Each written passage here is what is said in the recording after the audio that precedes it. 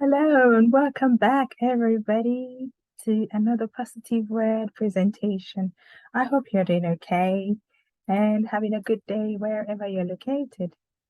Sacrificial giving or sacrifice of giving. That's the focus for this session today.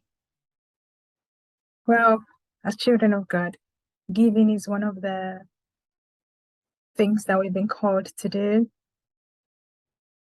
By this, I do not mean going to any place where people gather and monies are collected to be given to the owner of the place, the one in charge, who they go by various titles and other people are deprived. No, I'm looking strictly at the fact that we are meant to be givers to the community, to the needy, to the people around us.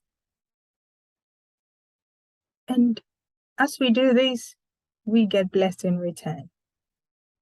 Hebrews chapter 13, verse 16 says, "Do not neglect to do what is good and to share, for God is pleased with such sacrifices." When you give sacrificially, you do not normally give from a place of because you have too much. You gave because there is a need. There is a need that needed to be met. There's something that should be sorted. You stepped in and plugged the gap.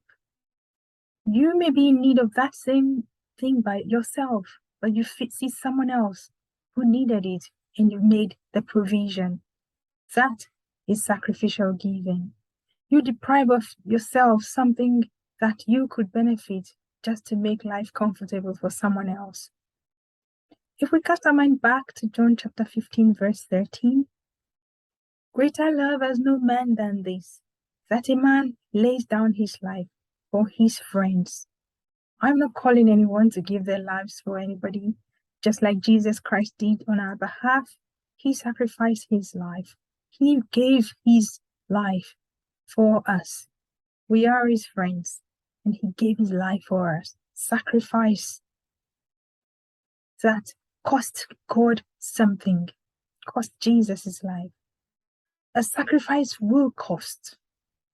So if we cut our minds back, we will remember the Bible has lots and lots of examples of people who gave sacrificially, and God remembered them. In 1 Kings chapter 17, you see the widow of Zarephath. She prepared that meal for the prophet, and thereafter the oil never ran out.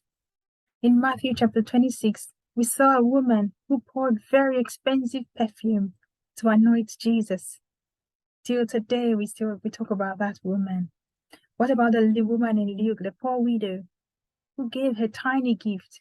That gift was acknowledged, recognized by Jesus as the greatest gift among everyone. What about in the book of Acts, chapter 2 and chapter 4 as well?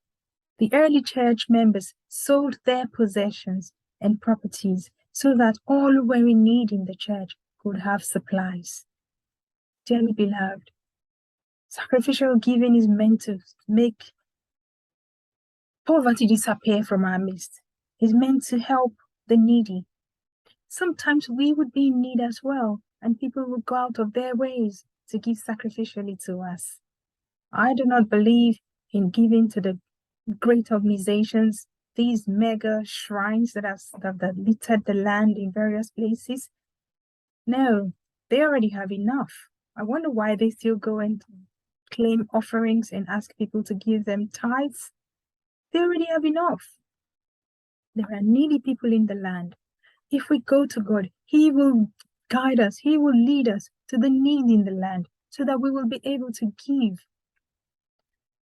David said he would not give God anything that would not cost him something.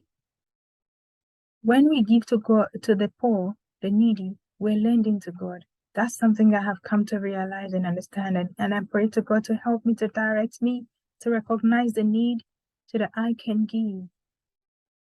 You do not normally give because you're expecting anything in return, but just because you see there is a need, you step in and plug that gap.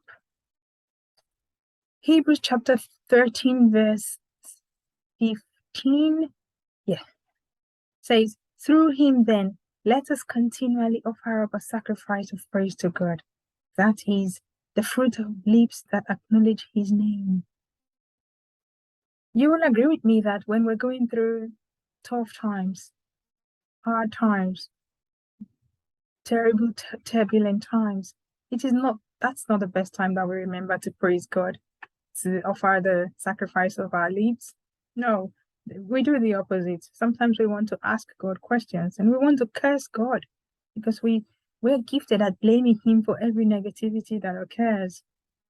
But if you can still praise God through those dark seasons of your life, even when it feels not comfortable or pleasant to do so, that is a huge sacrifice which God cannot ignore.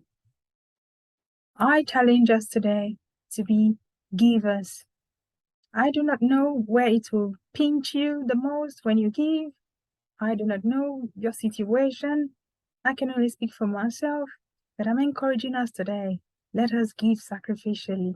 Let us allow the Spirit of God in us to direct us, order our steps to the real need in the land, in our families, our friendship groups, our neighborhood, so that we can step in and do what we can do.